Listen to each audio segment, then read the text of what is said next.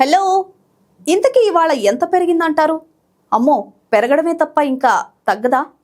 ఇప్పుడు కొందామా, కొన్ని రోజులు వెయిట్ చేద్దామా? కొన్ని వారాలుగా ఏ ఇద్దరు మాట్లాడుకున్నా ఇంచుమించు ఇవే ప్రశ్నలు. దేని గురించో ఇప్పటికే మీకు అర్థమై ఉంటుంది కదా. తన రికార్డులను తానే బద్దలు కొట్టుకుంటున్న బంగారం గురించే.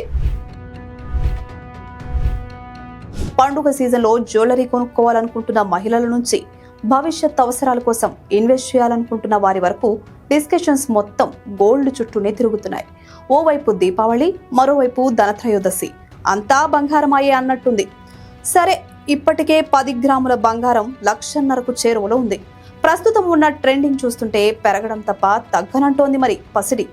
అయితే రేట్స్ గురించి కాకుండా బంగారానికి సంబంధించిన ఇంట్రెస్టింగ్ థింగ్స్ ని ఇప్పుడు నేను మీకు షేర్ చేయబోతున్నాను. మీ ఇంట్లో బంగారం ఎంతుంది అంటే మీరేం చెప్తారు? మీతో పాటు మీ కుటుంబ సభ్యుల ఒంటిపై ఉన్న ఆభరణాలు, బీరువాలో దాచుకున్నవి, మీరు బాగా రిచ్ కిడ్స్ అయి ఉంటే బ్యాంక్ లాకర్లో పెట్టుకున్నవి అన్నీ కలిపి మీ దగ్గర ఎంతుంది అంటే ఏం చెప్తారు? అలా మీ ఇంట్లో, మీ పక్కింట్లో, మీ ఊళ్ళో, ఇంకా చెప్పాలంటే ఈ ప్రపంచం మొత్తం ఎంత బంగారం ఉండుంటుంది? ఎప్పుడైనా ఆలోచించారా? మన ఇంట్లో ఉన్నదైతే గ్రాముల్లోనే, బాగా ఎక్కువ అంటే కేజీల్లోనే చెప్తాం. కానీ ప్రపంచమంతా ఉన్న బంగారాన్ని తూకం వేస్తే ఎంత ఉంటుందో తెలుసా? 2,16,265 టన్నులు. వామ్మో, అన్ని టన్నులా అనిపిస్తుంది కదా. అవును, మానవ జాతి చరిత్రలో ఇప్పటి వరకు వెలికి తీస్తే వివిధ రూపాల్లో ప్రజల దగ్గర ఉన్న బంగారం మొత్తం 2,16,265 టన్నులు. ఒక మెట్రిక్ టన్ అంటే 1000 కేజీలతో సమానం. కాబట్టి మొత్తం అందుబాటులో ఉన్న బంగారాన్ని కేజీల్లో కొలిస్తే అది 21,62,65,000 కేజీలతో సమానం. ఇన్ని కోట్ల బంగారాన్ని మొత్తాన్ని కరిగించి ఒక సింగిల్ క్యూబ్గా మార్చారనుకోండి, 72 అడుగుల పొడవు, వెడల్పు, ఎత్తు ఉన్న క్యూబ్ తయారవుతుందంట. 21,62,65,000 కేజీల బంగారంలో మెజారిటీ గోల్డ్ను 1950 తర్వాతే మైనింగ్ చేశారు.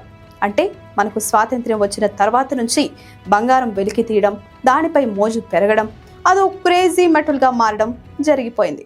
సరే, ఒక్కసారి బంగారాన్ని మైనింగ్ చేసి వాడకం మొదలుపెట్టిన తరువాత అది ఏదో రూపంలో ఉంటుంది కదా. అత్యధికంగా గోల్డ్ను ప్రజలు ఎలా వాడుతున్నారో తెలుసా? జ్యువెలరీ. అవును, ఇన్ని లక్షల టన్నులు బంగారంలో ఎక్కువ భాగం ఆభరణాల రూపంలోనే ఉందన్నమాట. ఓల్డ్ గోల్డ్ కౌన్సిల్ లెక్కల ప్రకారం 97,149 టన్నుల బంగారం జ్యువెలరీ రూపంలో ఉంది. అంటే మొత్తం గోల్డ్లో ఇది 45%. ఇక గోల్డ్ బార్స్, కాయిన్స్ రూపంలో 22% బంగారాన్ని ప్రజలు దాచుకున్నారు. అంటే ఇంచుమించుగా 48,634 టన్నుల బంగారం.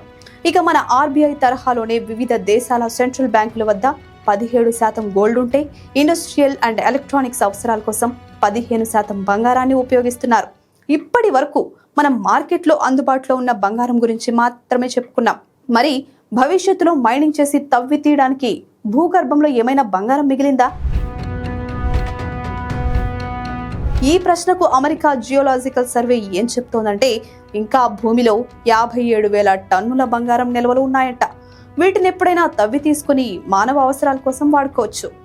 అయితే ఈ 57,000 టన్నులను కూడా మైనింగ్ చేస్తే ఇక భూమిలో బంగారం అయిపోతుందా? ఫ్యూచర్లో ఉన్న బంగారంతోనే సర్దుకోవాల్సి వస్తుందా? డోంట్ వరీ, అలా ఏం జరగదు. ఎందుకంటే అన్ని రకాల పరీక్షలు నిర్వహించి 100% అది బంగారం అని నిర్ధారించిన బంగారం నిల్వలు మాత్రమే 57,000 టన్నులు. ఇవి కాకుండా భూగర్భంలో వివిధ రూపాల్లో ఇంకా నిర్ధారించని బంగారం దాదాపుగా 132,110 టన్నులు ఉంటుందని అంచనా. సో ఎన్ని యుగాలు గడిచినా బంగారం బంగారమే, దాని తళుకు తగ్గనే తగ్గదు. ఇవి పసిడి లెక్కలు. I will catch you with one more interesting story. Bye for now.